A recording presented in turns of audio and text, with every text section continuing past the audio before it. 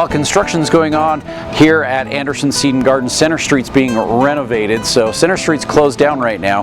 This is our back parking lot. We've got plenty of parking back here and access into the store. So don't forget that even though Center Street is shut down, here at Anderson Seed and Garden, we've got places for you to park. We've got a whole parking lot open back here. You can enter in on First West and also on First North.